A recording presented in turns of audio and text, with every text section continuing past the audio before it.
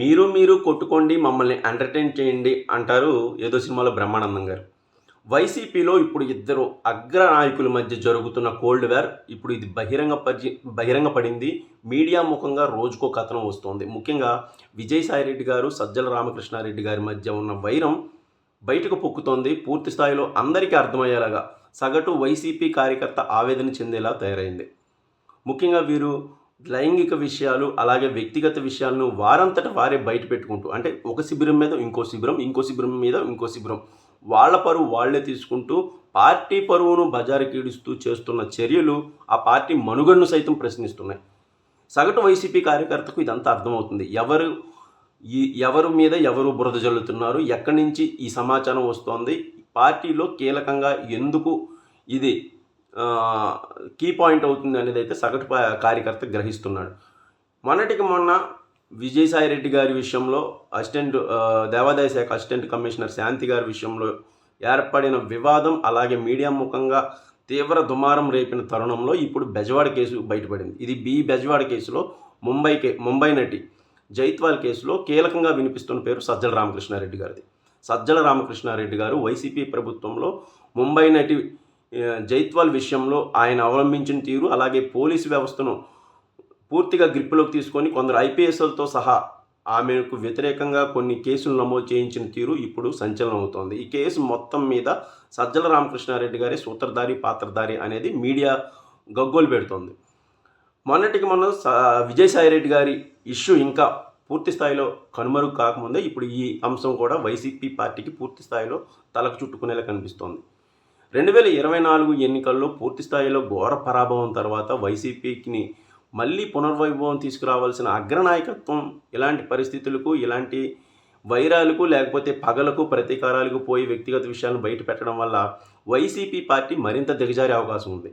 ఏ శిబిరం మీద ఏ చర్య తీసుకుంటే ఇంకో శిబిరం తిరగబడుతుందో అన్న ఆలోచనతో జగన్ గారు కూడా చాలా సైలెంట్గా ఉన్నారు ఈ విషయంలో. ఎందుకంటే ఇద్దరు కీలకమైన నాయకులు, ఇద్దరు కావాల్సిన నాయకులు ఆయనకి. సో అన్ని విషయాలు చక్కబెట్టాల్సిన ఈ ఇద్దరు నాయకులే కొట్టుకోవడంతో ఆయన కూడా కొన్ని రోజుల పాటు దీంట్లో నిశ్శబ్దం వహిద్దాం అనే కోణంలో ఉన్నట్లయితే తెలుస్తోంది. ఇప్పటి వరకు ఈ విషయంలో అంతర్గతంగా వైసీపీ పార్టీకి ఎవరు ఈ విషయాలు బయట పెడుతున్నారు, ఎందుకు ఈ విషయాలు బయటకు వస్తున్నాయి అనే విషయాల మీద స్పష్టత ఉన్నప్పటికీ ఎవరి మీద చర్యలు తీసుకునే అవకాశాలు కానీ, ఇద్దరిని కూర్చోబెట్టే పరిస్థితులు కానీ లేవు. దీంతో జగన్ గారు కూడా కొన్ని రోజుల పాటు సైలెంట్గా ఉంటే మొత్తం సర్దుబాటు అవుతుంది. అప్పుడు కలిసి కూర్చొని విజయసాయిరెడ్డి గారితో, సజ్జల రామకృష్ణారెడ్డి గారితో కలిసి కూర్చొని మాట్లాడితే ఈ సమస్యకు ఒక ఫుల్ స్టాప్ పెట్టచ్చు అన్న భావనలో ఉన్నట్లయితే తెలుస్తుంది. ఇప్పుడు ఈ అంశం మీద కీలకంగా ఏపీ ప్రభుత్వం కూడా దృష్టి సారించి ముంబై నటిని జైత్వాల్ గారిని ఇక్కడికి విచారణకు తీసుకురావడం, ఈ విచారణలో ఆమె ఇచ్చే స్టేట్మెంట్స్ ఆధారంగా ఎలాంటి కేసులు ఎవరి మీద పెట్టచ్చు, ఎవరు బయటికి లాగొచ్చు, అందులోని దీంట్లో ఐపీఎస్ అధికారులు కూడా ప్రమేయం ఉందన్న వార్తలు వస్తున్న సమయంలో ఇది జాతీయ స్థాయిలో కూడా సంచలనం అయ్యే అవకాశం ఉంది. అయితే దీనికి ఇచ్చిన లీడ్ ఎవరిచ్చారు, అసలు ఈ జైత్వాల్ కేసును బయటకు తీసుకొచ్చింది ఎవరు అనే విషయంలో వైసీపీ అంతర్గతంగానే అన్ని వేళ్ళు కూడా విజయసాయిరెడ్డి గారి వైపే చూపిస్తున్నాయి. ఎందుకంటే ఇటీవల శాంతి కేసులో పూర్తి స్థాయిలో సజ్జల డైరెక్షన్లోనే తన మీద ఈ ఆరోపణలు వచ్చినాయి, లైంగిక ఆరోపణలు వచ్చినాయి అనేది విజయసాయిరెడ్డి గారి శిబిరం అయితే గట్టిగా నమ్ముతుంది. దీనికి ప్రతీకారంగానే ఇప్పుడు ఈ ముంబై నైట్ కేసును, ఎప్పుడో అయిపోయిన కేసును పైకి తీసుకొచ్చి మరి దీనికి లీడ్ ఇచ్చి దీనికి యొక్క పూర్తి స్థాయిలో విచారణకు సంబంధించిన అన్ని ఆధారాలను ఇవ్వడంలో విజయసాయిరెడ్డి గారి శిబిరం కీలకంగా వ్యవహరించిందని అయితే ఇప్పుడు సజ్జల గారు నమ్ముతున్నారు. అంటే వీళ్ళిద్దరు నేతల మధ్య ఎంత వైరం ఉందంటే పచ్చగడ్డు వేస్తే బొగ్గు అనేది కూడా చాలా తక్కువనే చెప్పాలి. అంత దారుణమైన పరిస్థితులు ఒకరి మీద ఒకరికి ఉన్న తరుణంలో అందులో కీలకమైన నేతలు కావడంతో ఈ అంశం ఎటు వెళ్తుంది అనేది అయితే అర్థం కాని పరిస్థితుంది.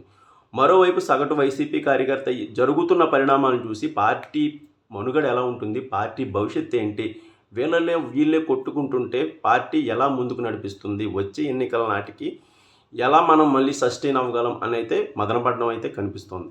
కార్యకర్తలు పూర్తి స్థాయిలో పార్టీ కోసం పనిచేస్తూ మళ్ళీ ముందుకు వెళ్ళాలి అని భావిస్తున్న తరుణంలో ఈ అనవసరమైన గొడవలు, ప్రజలకు సంబంధం లేని వ్యక్తిగత విషయాల మీద వీళ్ళిద్దరూ కొట్టుకుంటున్న గొడవలు బయటకు ఒకటి తర్వాత ఒకటి వస్తుండడం సగటు కార్యకర్తకు తలనొప్పిగానే మారింది.